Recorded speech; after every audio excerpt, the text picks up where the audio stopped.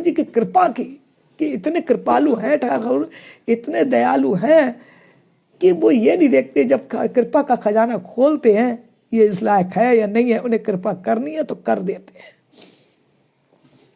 इधर ठाकुर जी ने कड़ी पी है, ऊपर से ब्रह्मा जी देख रहे हैं, बड़े आश्चर्य में ब्रह्मा जी, ये कन्हैया क्या कर रहा है। ठाकुर जी बोले तुम देखते रहो, आखिरकार तुम मेरी नाभि से जड़ से उत्पन्न हुए हो, तुम ब्रह्मा जी क्या समझोगे। और ब्रह्मा जी ने सब बछड़े इत्यादि, बहुत लंबा प्रसंग है, लेकिन हम तो भक्तमाल में बैठे, भागवत में थोड़ी बैठे जो डिटेल करके सुनाएंगे। भागवत की कथा है, भागवत की डिटेल, भक्तमाल में तो भक्तमाल की है। ब्रह्मा जी ने सब गईए बछड़ों ग्वाल बालों को चुराया, लेकिन एक विशेषता है यहाँ, यही तो है, जब भी सत्संग सुने, भक्ति सुने, बुद्धि के विषय है, जो समझदारी के बेवकूफों के काम तोड़ी, इधर सुनी इधर निकाल दी। भगवान की कथाएं बुद्धि से जुड़ी हुई हैं, बुद्धि कहीं नहीं है, लेकिन कथाओं में बुद्धि से काम बनता है। ब्रह्मा जी ने सबको चुराया, और नहीं चुराया तो केवल कृष्ण बलराम को नहीं चुराया, कि इतनी हिम्मत है ही नहीं ब्रह्मा की जो कृष्ण बलराम को चुरा ले। देखा, अब ब्रह्मा जब बाद में पश्चाताप, और प्रसंग भी है, पश्चाताप करते हुए ठाकुर जी के पास आए, तब ठाकुर ने कहा ब्रह्मा तुमने मेरे भक्तों को मुझसे दूर करा है, जो मेरे भक्तों को मुझसे दूर करता है वो मेरा नहीं है। और इग्नोर कर दिया ठाकुर जी ने, एक और आंख उठा के नहीं देखा ब्रह्मा को। 40 श्लोकों से स्तुति आई भागवत में, ठाकुर जी बोल नहीं रहे ब्रह्मा से। तो ब्रह्मा जी ने बाद में स्तुति करी और कहा गोविंद मेरा अपराध कैसे मार्जन होगा, तुमने मेरे भक्तों का अपराध करा है, तो अपराध कैसे मार्जन होगा, तुम कलयुग में मेरे प्रिय भक्तों का चरित्र गान करना।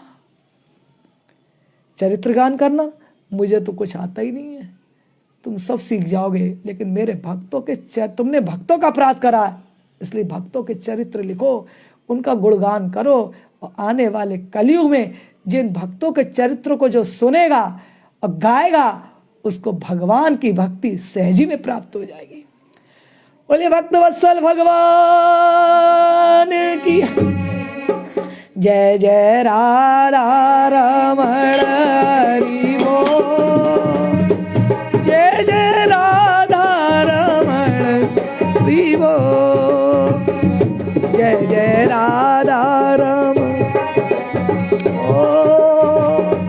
जय जय राधा रमण हरि बोल, जय जय राधा रमण हरि बोल, जय जय राधा रमण हरि बोल, हरि बोल कृष्ण बोल राधे बोल, जय जय राधा रमण हरि बोल, जय जय राधा राधा, जय जय राधा राधा, जय जय राधा रमण हरि बोल, जय जय राधा रमण हरि बोल, जय जय राधा रमण हरि बोल, जय जय राधा रमण हरि बोल, हरि बोल हरि बोल हरि बोल हरि बोल राधे बोल, हरि बोल हरि बोल हरि बोल हरि बोल, जय जय राधा रमण हरि बोल, जय जय राधा रमण हरि बोल, जय जय राधा रमण हरि बोल।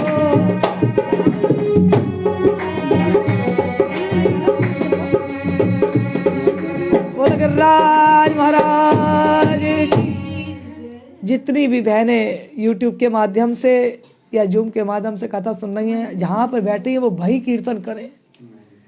कीर्तन तो ठाकुर को सुनाना है, जो जहाँ है वो वही कीर्तन करे। कीर्तन की कलयुग में बड़ी महिमा है, और भक्तमाल में भी नाम कीर्तन के द्वारा भगवान की प्राप्ति है। नाभा जी ये ब्रह्मा जी का रूप लेके आए, और तब ठाकुर ने इनसे कहा तुम ब्रज रज जीभ से चाटो। इसलिए ब्रज रज की महिमा है। ठाकुर जी यहाँ पादुका नहीं पहने, ब्रज में नंगे पांव डोले। क्या अयोध्या की रस की महिमा है इतनी? बद्री विशाल की रस की महिमा वो धामों में है, लेकिन हमारा ब्रजमंडल तो ब्रजमंडल है। ब्रजमंडल में वृंदावन भी वृंदावन है, बरसाना भी वृंदावन है, गिरि गोवर्धन नाथ भी वृंदावन है, और नंदगांव भी वृंदावन है। ये सब 84 कोस में जितने भी ब्रज ठाकुर जी जहाँ जहाँ घूमे हैं, ये सब वृंदावन के अंतर्गत ही आते हैं। नाभा जी, यही ठाकुर जी ने ब्रह्मा जी से कहा, तुम आने वाले कलयुग में धरा पर जाओ और मेरे भक्तों के चरित्र का प्रेम पूर्वक गुणगान करना।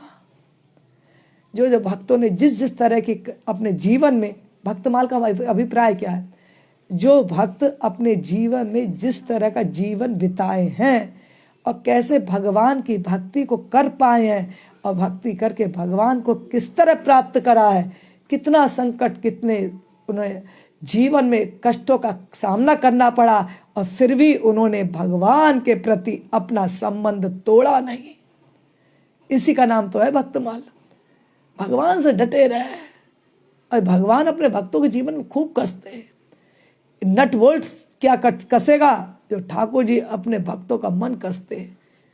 ऊपर से मारे चोट अंदर हाथ लगा, अपने भक्तों के बस दौड़े दौड़े, अपने भक्तों के बस में दौड़े दौड़े। भक्त मेरा प्राण है, मैं भक्तों का दास, अपने भक्त आगे पीछे करूँ नित बार। भक्त मेरा जीवन है, मैं भक्तों का दास, भक्त मेरे अंग संग इनके रहूं पार। भक्त मेरे अंग संग में इनके रहूं पार। निष्काम भक्ति बंधन प्रभु से हो, निष्काम भक्ति से प्रभु बंधन हो। मांगने से भक्ति घटे, हाथ कछु नहीं हो। मांगन से भक्ति घटे, हाथ कछु नहीं हो। हरे कृष्णा कृष्णा कृष्णा हरे हरे, हरे राम राम राम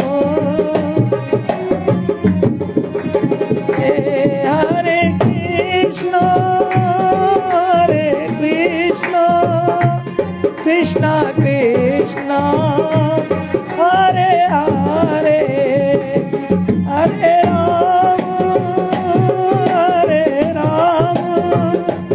राम राम। बोले राधा रमण लाल की जय, बोलो गिरिराज महाराज की। तब ब्रह्मा जी इस कलयुग में भगवान के भक्तों के विभिन्न प्रकार के चरित्र लिखने के लिए नाभा जी के रूप में प्रकट हुए। नाभा जी कौन है? नाभा जी तो नाम बाद में पड़ा, इनका नाम था नारायण दास। एक बार जहाँ ये प्रकट हुए, इनकी कौन सी तिथि में, इनकी पूरा वर्णन ठीक नहीं मिलता है ग्रंथों में। जब ये पैदा हुए अपने माँ के पिताजी के यहाँ, जन्म से जन्मांध अंधे थे ये, इन्हें दिखता नहीं था, और इनकी माता पिता इन्हें बहुत प्रेम से भी पालते थे। जो छोटे बच्चे कथा सुन रहे हैं, इस कथा में अन्यथा अर्थ ना लगाएं, बस इतनी बुद्धि लगाएं कि ये सब कुछ भगवान की प्रेरणा से घटित हुआ था। कि यहाँ पर एक बात ऐसी आती ना, बच्चों के मन में भ्रम पैदा हो जाएगा कि ऐसा माँ ने क्यों कर दिया।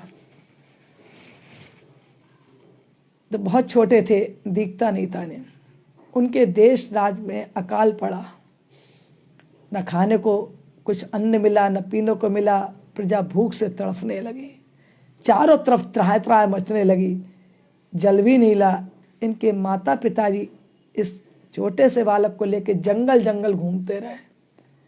पिताजी नहीं रहे, माताजी कब तक बच्चे को गोदी में उठाती, उठाते उठाते थक चली थी। और बच्चा कह रहा था बार बार, यही नावाजी कह रहे थे, देखो किसी किसी के भक्त के जीवन में, जीवन अगर सोचो, अगर ठाकुर जी उस समय प्रेरणा बन के ना संभालते तो वो आज यहाँ पर कैसे आते। इसका मतलब ठाकुर जी ने पहले से सब कुछ घटित कर दिया था। माँ की गोदी में थे जे, माँ जंगल में इनके लिए लेकर घूमती रही, कहीं पानी मिल जाए, मेरा बेटा पानी मांग रहा है। एक तो बहुत छोटे थे, 4-5 साल के, ऊपर से दिखता नहीं था, पानी से व्याकुल हो रहे थे। माँ से लेके चला नहीं जा रहा था। माँ ने कहा तुम यहीं बैठो, एक वृक्ष के नीचे बैठाल दिया और पानी की खोज में निकल पड़ी। माँ दूर तक चली गई। इधर नावाजी एक पेड़ के नीचे बैठे थे और आवाज़ लगा रहे थे कि मेरी माँ पानी लेने गई है, मेरे को अभी तक लेने नहीं आई है।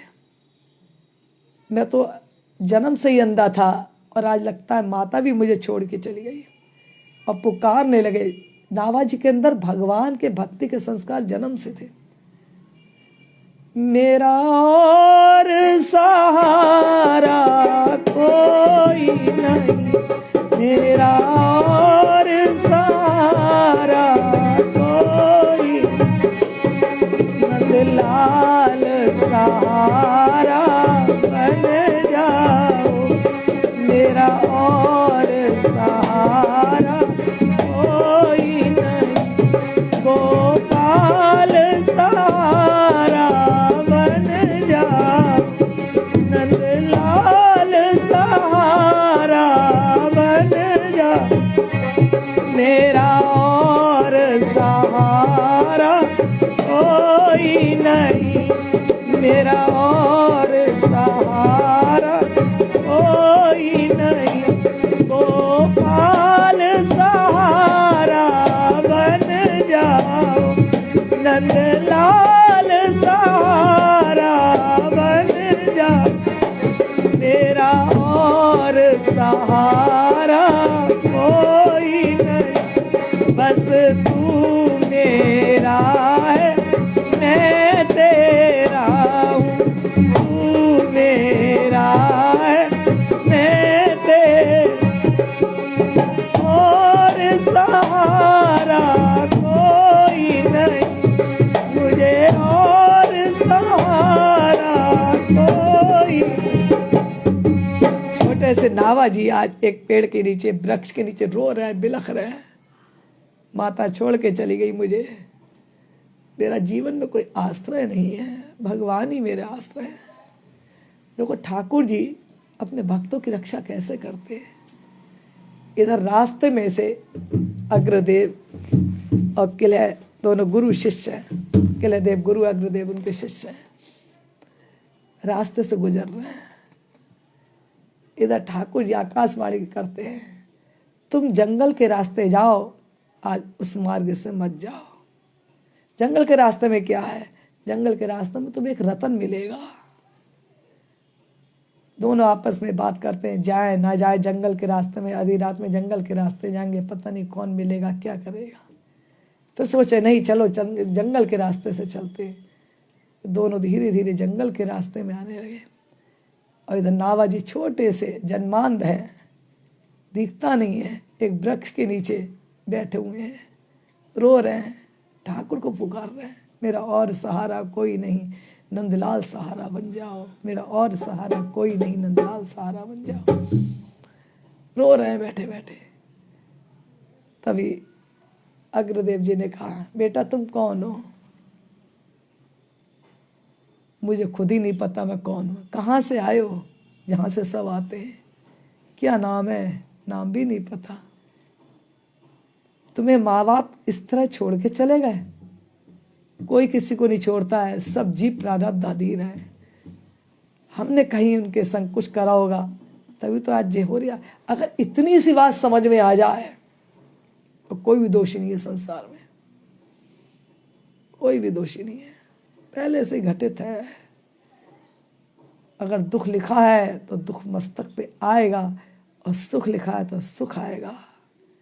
हाँ, इतना जरूर है, भगवान की भक्ति भजन, भगवान का आश्रय से जीवन का दुख आता तो है, लेकिन एक तो एक किलो एक बोरी उठाओ और 1 किलो एक सामान उठाओ, दोनों को उठाने में कितना अंतर है। 1 कुंटल की बोरी कौन कोई सहज में उठा लेगा, और 1 किलो कुछ भी पदार्थ सहज में उठा लेंगे। भगवान की लीला बड़ी विचित्र है।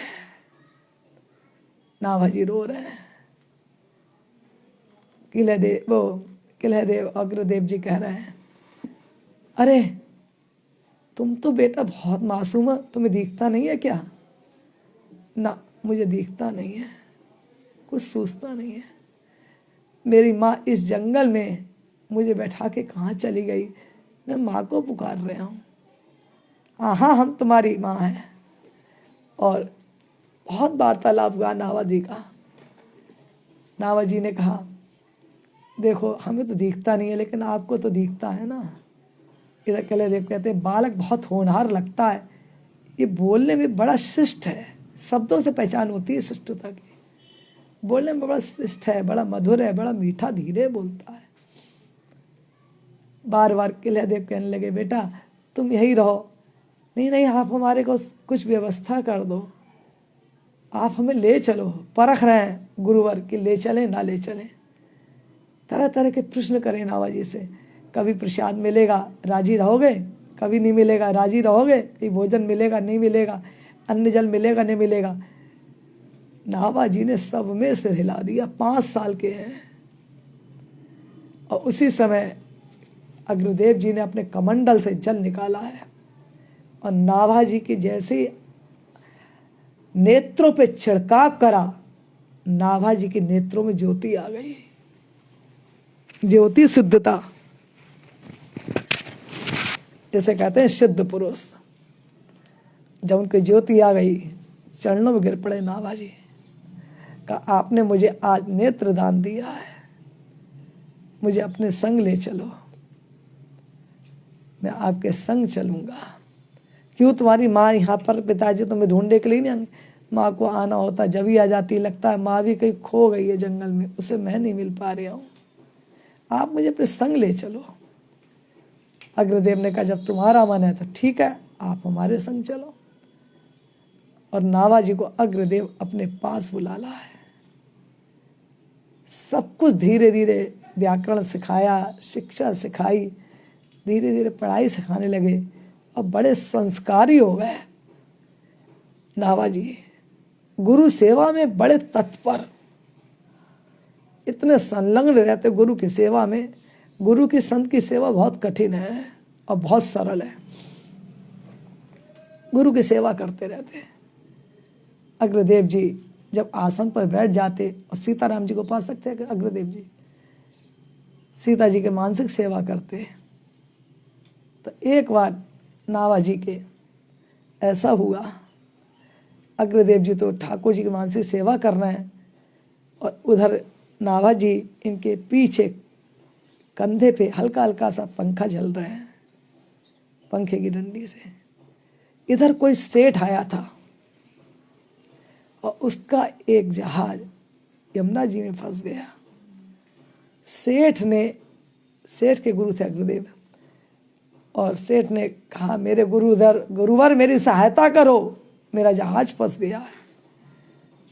उसी समय नाभाजी ने जो पंखे की डंडी थी उससे जहाज तो आगे का बढ़ा दिया, और देखते हैं नेत्रों में, अरे गुरुजी आपके शिष्य का जहाज आगे बढ़ गया है। अब आगे आप ज़्यादा सोचने विचारने का काम मत करो, आप अपनी लीला चिंतन में प्रवेश कर जाओ। आप सीताराम को माला पहना रहे थे ना, तो सीताराम को माला पहनाने में रुक क्यों गए? सीताराम को माला पहना दीजिए, माला पहना दीजिए, माला पहना दीजिए। 3 बार कहा। अग्रदेव ने जी कहा, ये कौन है जब मेरी मानसिक सेवा को पढ़ ले रहा है? सब चले गए और पूछा, आप कौन हो? बोले, आपका पाला हुआ दास। कितना अच्छा शिष्टता से उत्तर दिया, आपका पाला हुआ दास। तब अग्रदेव जी बहुत प्रसन्न हुए, बड़ा संस्कारी बालक है।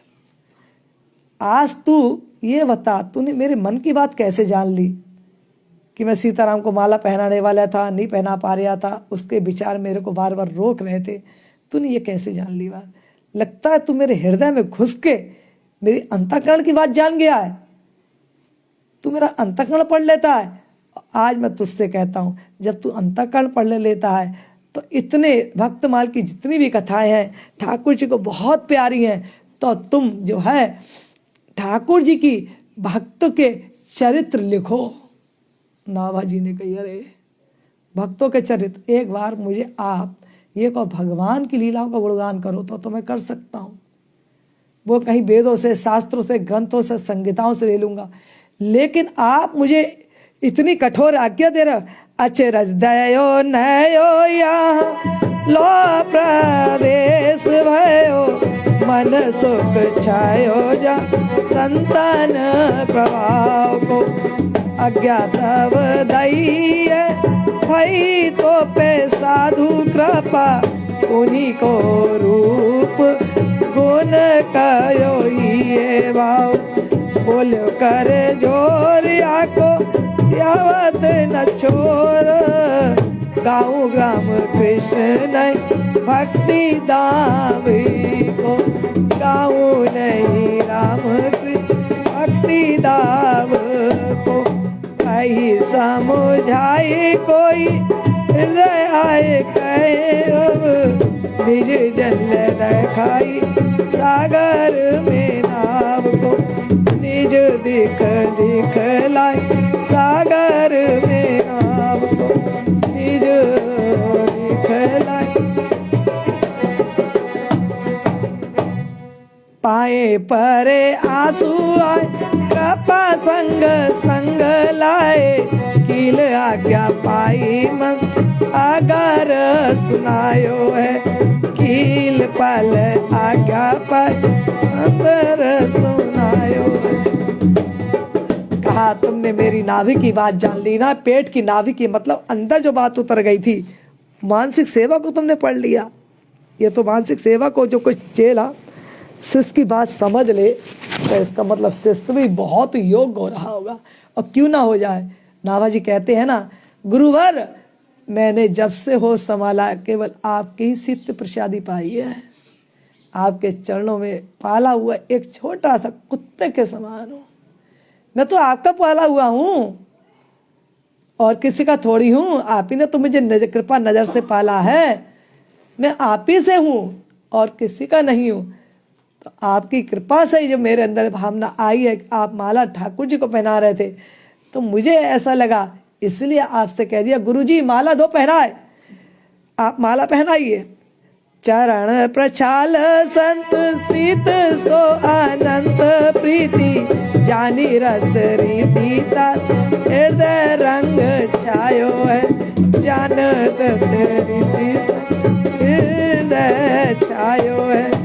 भई बड़ वार्ता को पावे कौन पारावा, जैसे रूप भक्ति सो अनूप गिर गायो है, जैसे रूप भक्ति को अनूप रूप गायो। नाभा जी से कहा तुम तो मेरे हृदय की बात जान गए, और ये बात कोई जानना आसान है। किसी के मन में कौन भाव है अगर कोई जान के बता दे तो इसका मतलब वो बहुत पहुंच चुका है। अग्रदेव ने कहा अब तुम ऐसा करो, आज से भगवान के जितने भी भक्त हुए, सतयुग के, त्रेता के, द्वापर के, कलयुग के, सभी की चर्चा करो, सबको लिखो।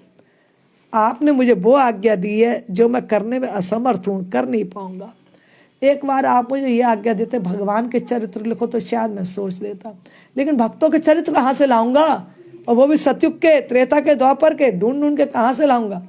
कलयुग के 2-4 ले आऊंगा, आप और कुछ लिखने की आज्ञा दे दो ना। नाभा जी से कहा नहीं, आप तो केवल यही लिखो। और नाभा जी ने पहले भगवान के 24 अवतारों का वर्णन करा। जय जय मीन वारा काम नर हरि बलि बावन, परशुराम रघुवीर कृष्ण कीरति जग पावन, बुद्ध कल की व्यास प्रतु हर हंस मनवंतर, जगरीश ग्रीव धरु जगरी शिव है ग्रीव धुरु वर्धन पत्रिपति तत् कप देव सनकादिक करुणा करो 24 रूप लीला रुचिर श्री अग्रदास धरो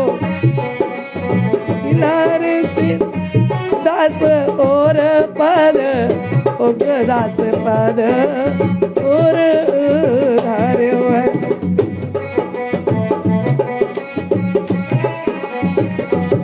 अब नाभा जी ने कहा, हे गुरुदेव, आपने तो मुझे इतनी कठोर आज्ञा दे दी, भगवान के भक्तों के चरित्र, इनके चरित्र में ढूंढूंगा कहाँ से?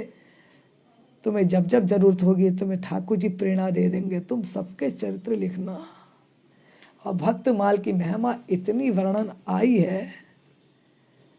एक बार भक्तमाल इन्होंने, नाभा जी ने, पता है कहाँ लिखी है? ये लिखी है इन्होंने गलता गद्दी पर, जयपुर में लिखी है। नाभा जी के चरित्र के बाद फिर प्रियदास जी ने जो इत्यादि लिखी है।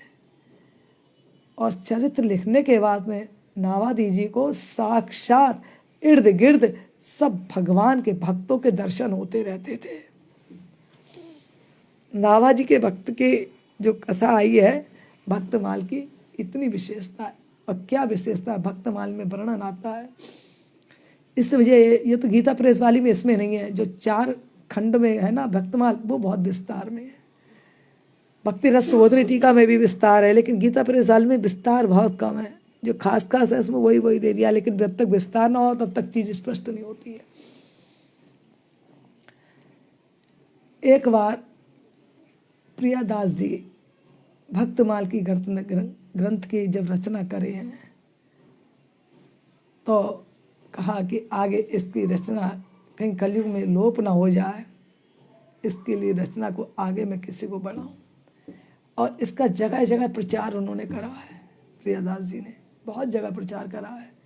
और भक्तमाल का तो इतनी महिमा है, इतनी महिमा है, जहाँ भक्तमाल के ग्रंथ होता है वहाँ ठाकुर जी आके खड़े रहते हैं। प्रियदास जी एक बार राजस्थान जा रहे थे, सब गांव में जा रहे थे और सब जगह कथा करते करते डोल रहे थे। वहाँ पर एक लालदास नाम के एक शिष्य रहते थे। उन्होंने कहा, आप सब जगह कथा कह रहे हो, यहाँ भी कथा कह दो। आप तो हमने सुना है भक्तमाल की बहुत अच्छी कथा करते हो, भगवान के भक्तों के चरित्र। आप कल चले जाना वहाँ, कल की वहाँ कर देना, 2-3 दिन यहाँ कथा कर दो। तो प्रियदास जी वहाँ कहने लगे, ठीक है हम कथा करने को तैयार हैं, 2-4 श्रोता ले आओ या आप ही बैठ जाओ। लालदास जी कथा सुनने लगे बड़े प्रेम से, कथा होने लगी। एक ही दिन हुआ था कथा को। और तभी जिसको ठाकुर जी प्रियदास जी जिनको सुनाते थे वो ठाकुर बड़े चंचल थे, बड़े अलवेले थे। कथा सुनने के लिए दूर दूर से लोग आते थे, सब गांव के लोग एकत्र हो जाते थे। उसमें 2 युवक भी आ गए कथा सुनने के लिए। और युवक ने लालदास जी से कहा, भैया हम तो यहीं का रहेंगे और हम कहाँ रोज आएंगे, कहाँ जाएंगे, कथा तो बहुत अच्छी लग रही है, भक्तमाल की है, कथा तो हमारे भी सुनने का मन है, हम कथा सुनेंगे, आप हमारे यहीं ठहरने का स्थान कर दो। लालदास जी बड़े सीधे साधे थे, उन्होंने कहा ठीक है, हमारे जैसे तैसे प्रसाद पा लेना रूखा सूखा, और आप इसी आश्रम में यहीं रुक जाओ। भक्तमाल की रात में कथा विश्राम होती, अर्धरात्रि में सब सो जाते। और जो 2 युवक आए थे ये थे चोर नंबर 1 के। और उन्होंने देखा ठाकुरवाड़ी को खोल के, वहाँ तो इतने सुंदर सुंदर ठाकुर जी के इतने मूल्यवान बर्तन रखे हुए हैं, ठाकुर जी का इतना प्यारा प्यारा सामान रखा हुआ है। इनके भाव में आ गई चुराने की भावना, पहले से चोर थे। और चुराने के लिए ये ठाकुर जी के सारे मंदिर के बर्तन चोरी करने लगे। और करते करते इन मूर्खों ने एक गलती और करी, इन्हें ठाकुर जी भी सोने के लगने लगे। ठाकुर जी सोने के, इन्होंने ठाकुर जी को भी उठा के अपनी बोरी में बंद कर लिया। अब दूसरे दिन सब जगह गांव वाले, लालदास जी भी जगह, अरे मेरे ठाकुर कहाँ गए, अरे मेरे ठाकुर कहाँ गए, मेरे ठाकुर को कौन ले गया, ठाकुर को कौन ले गया। प्रियदास जी चीख के बोले, लगता है जो कथा का सुनने वाला था वही चला गया, तो मैं कथा करूंगा ही नहीं। लगता है उसे कथा अच्छी नहीं लगती भक्तों की जे। आज तो पहले दिन की कथा हुई, पहले दिन में ही भाग गया जे। अरे किसी की क्या हिम्मत जो कोई नहीं ले जाए, इसको नहीं अच्छी लगी कथा तभी भाग गया है। और उस गांव में बड़ा सब दुख मनाने लगे। लालदास जी भी बहुत दुख हो गए कि हमारे ठाकुर को कौन ले गया, हमारे ठाकुर कौन ले गया। हमारे ठाकुर जी को लगता है भक्तमाल की कथा से उठ के भाग गया जे। इसे भक्तमाल की कथा नहीं हुई कह दी बहुत अच्छी लगती है, इसे अच्छी ना लगे तभी तो उठ के निकल ली हो जे। ये अपनी मर्जी से कहीं गया है, कौन इसे ले जा सके, ये बिना मर्जी के कोई ना जा सके किसके संग। बड़े उल्हाने कर रहे थे। इधर ठाकुर जी को जब चोर ले गए थे चुरा के, रात में सोए और ठाकुर जी ने इन्हें सपना दिया और क्या कही, तुमने जो मुझे आज वहां से चुराया है ना, तुमने मुझे दोनों दोहरे दुख डाले, मैं तुम्हारे पर चौहरे दुख डालूंगा, तुम्हारा सर्वनाश कर दूंगा। तुमने मेरी भोग आरती सेवा पूजा सब बंद कर दी और लाके इधर बोरी में बंद कर दिया है मुझे यहाँ से जहाँ से ला वहीं पहुँचा दो। और इधर प्रियादास जी क्या कह रहे थे कि चलो चलो पोथी बांधो। जो सुनने वाला था वो तो भाग गया, लगता है उसे भक्तमाल की कथा अच्छी नहीं लगती है, इसी के डर से वो भाग गया। चलो यहाँ से हट लो, यहाँ से हट लो। इतने में ही चोरों को ठाकुर जी ने सपना दिया कि जाओ जहाँ से मुझे लायो अति शीघ्र पहुँचा दो, कहीं ऐसा ना हो कि जो कथा सुनाने वाला है वो चला जाए और फिर मैं बाद में जाऊँगा, तुम अति शीघ्र जाओ। चोर दोनों सवेरे को आए। उस समय तक ठाकुर जी की सेवा का समय होने वाला था और प्रियादास जी के चरणों में गिर पड़े, लालदास जी के चरणों में गिरे। आपके ठाकुर हम चुरा के ले गए थे, केवल इसलिए हमें सोने जैसे लग रहे थे। प्रियादास जी ने ठाकुर जी के चरणों से कहा, ठाकुर कल मैंने तुझे ताना मारा था ना कि भक्तमाल की कथा अच्छी नहीं लगती है तो यहाँ से तुम चले गए। आज मुझे पता लगा भक्तमाल की कथा सुनने के लिए तुम चोरों को सपना दे के पुनः वापिस खुद आ गए। बोले भक्तमाल कथा महारानी की। और फिर प्रियदासनी ने भक्तमाल की कथा के अनेक चरित्र कहने सुने करे, तुलसी कबीर मीरा इत्यादि सबके चरित्र कहे। आगे भक्तमाल की महिमा का वर्णन आता है। भक्तमाल की कथा की बड़ी विशेषता है, चाहे पढ़ें या ना पढ़ें, इसके रखने से भी ग्रंथ को लाभ है, इसके रखने से भी लाभ है। एक अलवर में सेठ जी रहते थे, उन्होंने कहीं देखा राजस्थान में भागवत हो रही थी, वही भक्तमाल कथा हो रही थी। 2 मिनट टिक कर सुनने लगे। बोले भक्तमाल की कथा हमने तो कभी सुनी नहीं, उसकी बड़ी महिमा बता रहे हैं लोग कि कलयुग भवसागर से पार हो जाते हैं, भगवान की भक्ति। एक सबसे बड़ी विशेषता भक्तमाल कथा की ये है, कोई नास्तिक से नास्तिक भी सुन ले उसे भी भगवान की भक्ति पे विश्वास होने लगता है। विश्वास का, श्रद्धा का, भगवान के प्रति समर्पण का मुख्य स्थान है भक्तमाल कथाओं में, और कुछ नहीं है। बस यही है कि इनकी कथाओं में सुनने के बाद में भगवान से प्रीति का मन करता है। तो सेठ जी ने सुना हमारे गांव में भक्तमाल की कथा हो रही है। बोले आज तक तुमने सुनी नहीं, भक्तमाल की कथा क्या है? तो उनके पास गए जो कथा कह रहे थे। आप भक्तमाल की कथा कहने आए हो? बोले हाँ। बोले आप ऐसा करो, ये प्रति हमें दे दो। बोले तो हमें कैसे दे दें, इससे तुम कथाएं करते हैं, तो आप आज हमें दे दो, कल हम तुम्हें लौटा देंगे। तो उन्होंने कहा नहीं, हम तुम्हें कैसे दे दें, अपनी हमारे पास एक ही ग्रंथ है, स्वलिखित ग्रंथ है, हम तुम्हें नहीं दे सकते, आप अन्यथा कहीं जाके ले लो। तो सेठ जी अड़ गए। बोले नहीं, कल आप हमें कैसे भी हो 2-3 दिन के अंदर ये ग्रंथ लिख के दे दें। जब इसकी आप इतनी महिमा बता रहे हो, हम तो इसे न पढ़ पाएंगे न देख पाएंगे, केवल इसको प्रणाम कर सकते हैं। जब उन्होंने बहुत आग्रह करा सेठ जी ने अलवर के, तो उन्होंने प्रियादास जी ने, उस समय तो छापे खाने थे नहीं, अपने हाथ से यही भक्तमाल जो लिखी थी और दूसरी लिखकर तैयार करके और संशोधन थोड़ा सा करके और भक्तमाल का पूरा ग्रंथ अलवर सेठ के हाथ में दे दिया। अलवर सेठ ने अपने हाथ में ग्रंथ लिया और पोथी को वस्त्र इत्यादि पहना के अलमारी में बंद कर दिया। बस इतना काम करते सेठ जी, नियमित रूप से रोजाना भक्तमाल का पूजन करते, फूल कर चढ़ाते और इत्यादि आरती करते। और एक बात उन्होंने के 4 बेटे थे, अपने बेटों से कह दी थी कि जब मैं कभी मरूं तो मेरे सीने पे मरने से पहले भक्तमाल कथा को रख देना। न भागवत मांगी, न रामचरित मानस मांगी, न गीता के अध्याय मांगे, केवल भक्तमाल की कथा मांगी। भक्तमाल मेरे हृदय पे रख देना, तब मेरे प्राण निकलेंगे। कि मुझे भक्तमाल की महिमा समझ में आ रही। भक्तमाल की जो कथा कहता है और सुनता है, भगवान उनके वश में है। सेठ जी का अंतिम समय आया तो सेठ जी के मुख से बोल तो निकल नहीं रहा था, और सेठ जी ने अलमारी में भक्तमाल ग्रंथ को बंद कर दिया था। तो सेठ जी इशारे से बार बार करके कह रहे थे, अरे ये ग्रंथ तो मेरे पास लाओ, ये ग्रंथ तो मेरे पास लाओ। कोई समझा ही नहीं। और एक बड़ा पुत्र समझा, बोला, अरे जब पिताजी ये लाए थे ना ग्रंथ, तो मुझसे कहा था जब मैं कभी मृत्यु के अवसर पे आऊं तो ग्रंथ मेरे सीने पे रख देना। और जब सेठ के पुत्रों ने समझा, रहे पिताजी और कुछ नहीं, केवल ये ग्रंथ मांग रहे हैं, भक्तमाल का ग्रंथ मांग रहे हैं। और जैसे ही उनके सीने पे भक्तमाल का ग्रंथ रखा, वैसे ही यमदूत के दूत तो भाग गए और चारों तरफ उन्हें अपने आमने सामने खड़े होकर क्या दिखने लगे? कहीं तुलसीदास दिख रहे हैं, कहीं कबीरदास दिख रहे हैं, कहीं रहीमदास दिख रहे हैं, कहीं मीरा दिख रही है, कहीं तुकाराम देख रहे हैं, कहीं ज्ञानेश्वर देख रहे हैं, कहीं नामदेव देख रहे हैं, कहीं चोखा भगत देख रहे हैं, कहीं जूनाबाई देख रही हैं, कभी उन्हें करमेती बाई दिख रही हैं, कभी धन्ना जाट दिख रहा है। चारों तरफ भक्तों की भीड़ लग गई। भक्तों की भीड़ लगी आज भक्त कारण से, भक्तमाल महिमा करे आज बखान से, भक्तमाल महिमा आज करे बखान से।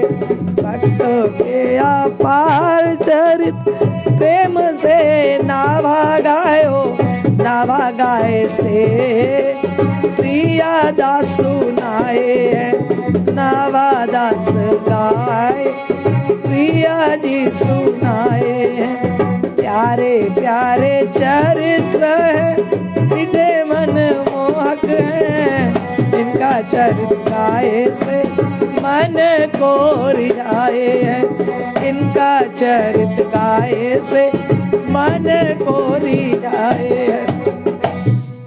और नाभाजी ने अनेक चरित्र, प्रियदास जी ने अनेक चरित्रों का वर्णन करा। सबसे बड़ी विशेषता ये रही है प्रियदास जी की, सतयुग के, त्रेता के, द्वापर के बहुत कम है, सबसे अधिक कलयुग के हैं। क्योंकि कलयुग में भगवान की भक्ति बहुत दुर्लभ है। और कली पावना अवतार हमारे श्री गौरांग महाप्रभु का, एक तो नाभाजी का चरित्र, नाभा भक्त के माल की महिमा, और एक हमारे चैतन्य महाप्रभु का, इन्हीं चैतन्य महाप्रभु का चरित्र, और कल नामदेव इत्यादि का। और इसी के बीच में छोटे छोटे प्रसंग भक्ति को जोड़ते हुए बराबर ठाकुर जी कृपा करके दिलाते रहेंगे। दूसरा दिन, आज पहला दिन है ना, तो पहले दिन बात हुई थी जब भी कंपनी के काम कर रहे हैं तो अपनी कंपनी की गुणवत्ता तो बताएंगे, हमारी कंपनी की विशेषता तो है। तो हमारी कंपनी का नाम है श्री श्री गौरांग महाप्रभु जी नवदीप बिहारी। इनका चरित्र तो 8 दिन क्या बहुत दिन तक कहा जाए, जैसे और कथाएं होती हैं 8-9 दिन की, उसी तरह से चैतन्य महाप्रभु का चरित्र होता है। हम तो बस चैतन्य महाप्रभु जी के एक जीवन चरित्र पे डालते हैं प्रकाश। बहुत प्यारा चरित्र है, चैतन्य महाप्रभु की उदारता का द्योतक है। ये चरित्र महाप्रभु जी का नवदीप लीला से नहीं जुड़ा है, ये जुड़ा है महाप्रभु जी का चरित्र गंभीरा लीला से। जो भी भक्त सुन रहे हैं उन्हें चैतन्य प्रभु महाप्रभु जी का नाम नहीं मालूम हो तो डिटेल में इस समय अगर कहते हैं तो वो चरित्र रह जाएगा। महाप्रभु जी का जन्म प्राय कलकत्ते के पास एक छोटा सा स्थान पड़ता है नवदीप, जिसे कहते हैं नदिया। वहाँ पर महाप्रभु जी का प्राकट होली वाले दिन संध्या के समय जगन्नाथ मिश्र और सची मैया के गर्भ से महाप्रभु जी का फाल्गुन शुक्ल पक्ष की पूर्णिमा को ग्रहण के दिन समय शाम के 6 बजे के आसपास नवदीप में महाप्रभु जी का प्राकट्य हुआ। बोलो श्री श्री गौरांग महाप्रभु की। 1 मिनट 1 लाइन महाप्रभु जी का प्राकट्य हुआ है, 1 मिनट 1 लाइन गा ले और उसके बाद आगे बढ़ेंगे।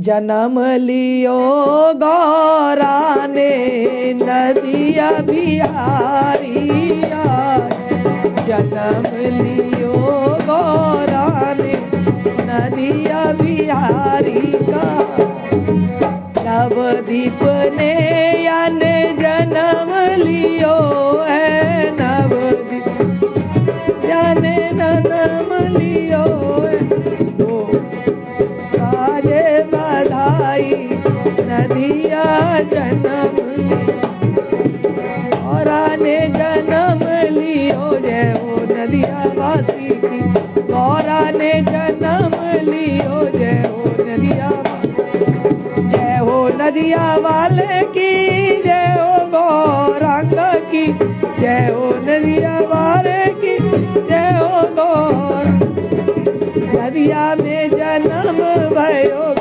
गौरांग की, नदिया में जन्म भयो, जय हो गौरांग, नदिया में जन्म भयो, जय हो गौरांग, नदिया में जन्म भयो, जय हो गौरांग। बोलो श्री श्री गौरांग महाप्रभु की जय। देखो गौरांग महाप्रभु जी का चरित्र तो बहुत बड़ा है, 11-11, 15-15 दिन में अलग से सुने तो कुछ समझ में आए। महाप्रभु जी बचपन में बहुत चंचल रहे हैं। कृष्ण का स्वरूप ही गौरांग महाप्रभु है, राधा कृष्ण का मिलित अवतार है श्री गौरांग महाप्रभु। हमेशा महाप्रभु जी राधा भाव में रहे और इसीलिए उन्होंने कृष्ण कृष्ण पुकारा है, राधा भाव में रहते थे ना महाप्रभु जी। महाप्रभु जी की बहुत बचपन की लीला है। नवदीप लीला अलग है और नीलांचल लीला अलग है। नीलांचल की लीला महाप्रभु जी की उदारता को लेकर एक प्रसंग है, थोड़ा डीपीआर होकर चलेंगे क्यों ये हमसे कहा गया था एक दिन में 4-4 प्रसंग 5-5 प्रसंग। देखो ठाकुर जी कहाँ तक क्या कराए। महाप्रभु जी के सबसे ज्यादा लाडले प्यारे रहे हरिदास ठाकुर। इनका जन्म हरिदास ठाकुर का यवन कुल में माना गया है। ये पिछले जन्म में इन्हें प्रहलाद जी भी मानते हैं। अनेक अनेक वार्तालाप है। जब ये यहाँ नवद्वीप में रहते थे तो एक बार इनके सबसे बड़ी हरिदास ठाकुर की क्या रही है, नाम जापक बहुत रहे। 1 लाख नाम जोर से बोल के करते, 1 लाख नाम कीर्तन करके करते, 1 लाख नाम मन से जपते। हरे कृष्ण कृष्ण कृष्ण हरे हरे, हरे राम राम राम हरे हरे। महाप्रभु जी को वो बहुत प्यारा है जो भगवान नाम जपता है, बहुत प्यारा है वो। तो ये नाम जपते थे और कुछ हिंदुओं के लोग इनसे चिढ़ने लगे और जाके शिकायत, उस समय मुगल शासन था, बादशाह से कर दी कि तुम्हारे एक ऐसा काफिर हुआ है जो मुसलमानों के हिंदुओं का नाम लेता है। बादशाह था, बादशाह ने आज्ञा धर दी, जाओ उसे पकड़ के लाओ और इतने कोड़े मारो 22 मैदानों में घुमा के, जब तक उसके प्राण ना निकल जाए उसका पीछा मत छोड़ना। लेकिन हमारे हरिदास ठाकुर हैं कैसे, ऐसा स्वभाव भक्तों का होना बहुत, ये कोई बिरला ही भक्त होता है जिसके मन में ये बात आए जो हमें मारे डांटे उसके प्रति भी हम मंगल की और सद्भावना की कामना करें। जो हमारे साथ जिसका बैर रहता है हम तो प्राय यही सोचते हैं ये डूब जाए गिर जाए, कि हमारा बैर है ना उससे, उसके प्रति अच्छी सोच नहीं रहती है, उसके प्रति बुरी सोच रहती है। तो सब जो बादशाह के सिपाही थे हरिदास ठाकुर के सामने आके खड़े हो गए और कहा, हरिदास तुम जो काफिरों का नाम करते हो ना, हरे कृष्ण कृष्ण कृष्ण हरे हरे, हरे राम राम राम हरे हरे, आज से लेना छोड़ दो। आज से तुम जो हमारे मुस्लिम धर्म में नाम लिया जाता अल्लाह इलाही अकबर है करके, उसको लिया करो। क्या मुसलमान होकर तुम हिंदुओं के का नाम को जपते हो। इन्होंने कहा देखो भगवान का नाम होता है, हिंदू मुस्लिम कहाँ से आ गए, एक ही ईश्वर सारे संसार की शक्ति का स्वरूप है। बोले नहीं, काजी ने कहा है आप आज से हिंदुओं का नाम मत लो। इन्होंने कहा मैं तो लेता हूँ, लूंगा। तभी सब सिपाही काजी वाले इनकी पीठ पर 22 बाजारों में कोड़े की बौछार करने लगे। इतने कोड़े मारे इनकी पीठ लुहान हो गई। और एक विशेषता गौरांग महाप्रभु के बहुत प्यारे है ना ये हरिदास ठाकुर, जितनी पीठ पे इनके कोड़े पड़ते जाते हैं उतने ये कहते हैं भैया हरि बोल हरि बोल हरि बोल हरि बोल। वो कहते तो नहीं बोलेंगे। और क्या कह रहा है हरिदास ठाकुर, इन्हें आप क्षमा कर देना, ये अज्ञानी है, ये नहीं जानते हैं, इन्हें कुछ नहीं मालूम है, आप इन्हें क्षमा कर देना। मैं आपसे कह रहा हूँ कि किसी तरह से भी आपका नाम ले, मेरी पीठ पे कोड़े पड़ रहे हैं, मुझे इस बात की परवाह नहीं है। मुझे परवाह इस बात की है कि भूले भटके जीव भगवान के शरण में जाएं। असली संत का यही काम होता है, भूले भटके जीवों को संसार से हटाकर भगवान के मार्ग में प्रशस्त रास्ता दिखाना। 22 बाजारों के कोड़े मारते हुए ले जा रहे हैं। और हरिदास क्या कर रहे हैं, जितने कोड़े मार रहे हैं, हरे कृष्णा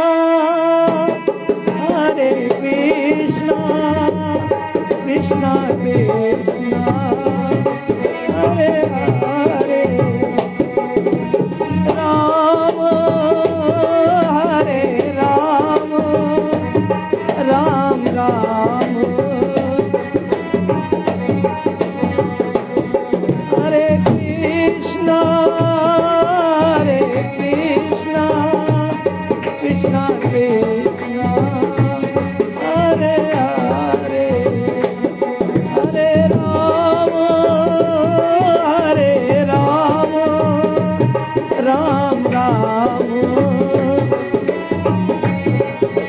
हरे कृष्णा कृष्णा कृष्णा हरे हरे राम राम राम हरे कृष्णा कृष्णा कृष्णा हरे हरे राम राम राम हरे कृष्णा कृष्णा कृष्णा हरे हरे राम राम राम। जितनी भी बहनें जूम से सुन रही हैं और जो यूट्यूब में सुन रही है, सब मिलकर संग में कीर्तन करें, जहां जो बैठा है वो वही कीर्तन करे। हरे कृष्णा हरे राम हरे कृष्णा कृष्णा कृष्णा हरे हरे, हरे राम। हरिदास के पीठ पे कोड़े पड़ते चले जा रहे हैं और कीर्तन करते चले जा रहे हैं। ये ठाकुर, इनका कोई दोष नहीं है, ये अबोध है, ये कुछ जानते ही नहीं है, ये तभी मेरे कोड़े मार रहे हैं। और क्या मेरे गौरांग महाप्रभु की दयालुता रही है। आप लोगों ने तो इतना सा लिख के भेज दिया शब्द, चैतन्य महाप्रभु की कथा।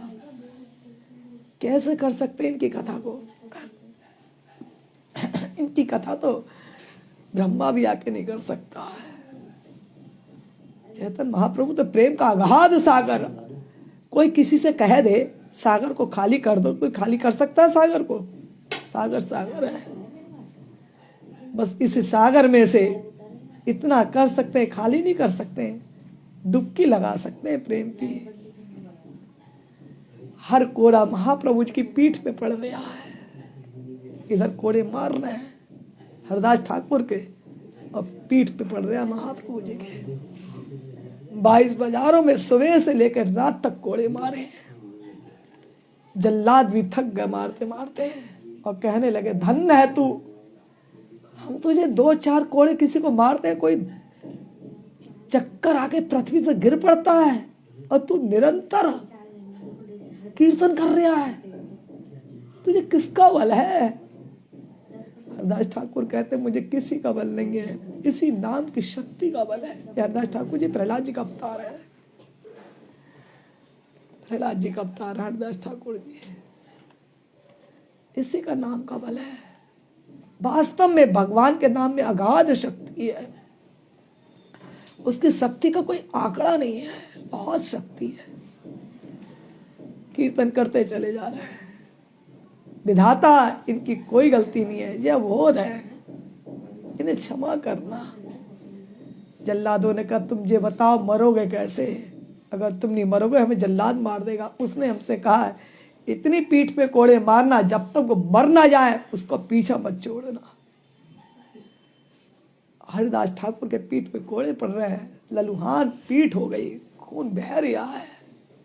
हरिदास ठाकुर ने खुद कहा, कैसे भक्त हुए हैं, कैसे ऐसे से भक्त माल में भक्त हुए हैं, लगता ही घटना कैसे घटित हुई होगी।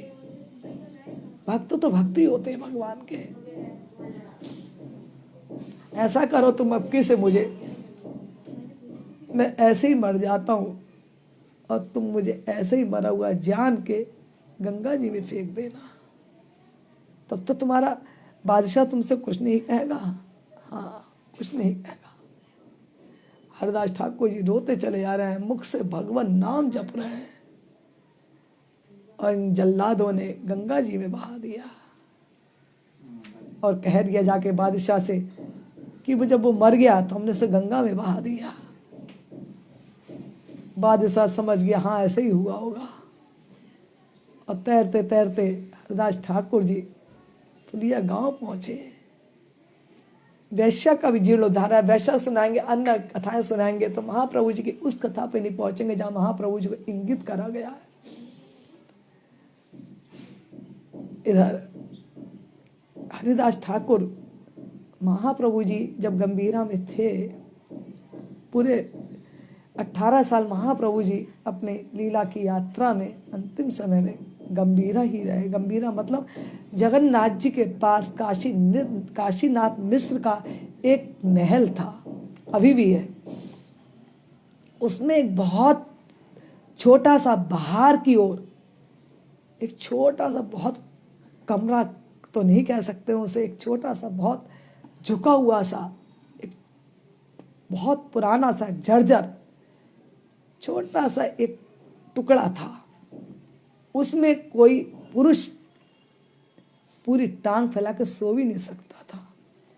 महाप्रभु जी का नियम था, जब रोज आते थे गंगा स्नान करने, हरिदास ठाकुर से रोज मिलने आते थे। हरिदास ठाकुर समुद्र के पास ही रहते थे, समुद्र जब स्नान करने आते थे महाप्रभु, जगन्नाथ में समुद्र है ना, समुद्र स्नान करने आते तो हरिदास ठाकुर से रोज मिलने आते थे। और हरिदास ठाकुर भी महाप्रभु जी के पास गंभीरा में रोज ही कृष्ण कथा सुनने आते थे। महाप्रभु जी इनके नाम संकीर्तन से, उनके नाम जप से बहुत प्रसन्न थे, क्यों नाम अवतार है ना गौरांग महाप्रभु, प्रेम अवतार, नाम अवतार, राधा कृष्ण का मिलित अवतार, पति पावन अवतार। इनसे मिलने के लिए महाप्रभु जी का नियम था, रोज अपने भक्तों के साथ बैठ के कृष्ण कथा करते थे। कभी कोई कृष्ण कथा करते थे, अक्सर महाप्रभु जी भागवत कथा ही सुनते थे। भागवत कथा में भी 10वां स्कंद और 10वें स्कंद में भी 30वां अध्याय और 30वें अध्याय में भी तब कथामृतम जीवनम अभिविरीडितम कल्मषाकुलम श्रवण मंगलम श्रीमदात्तम विग्रन्थि ते भूरिदा जना।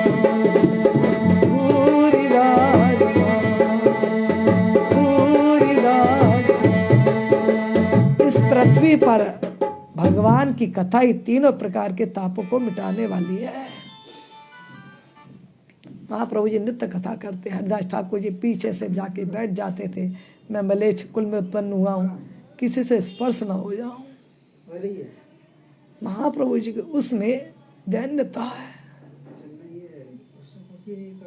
इतनी दैन्यता है, अहंकार नहीं। भक्त के जीवन में अहंकार किसी बात का नहीं होना चाहिए, केवल एक अहंकार, अस अभिमान जाए नहीं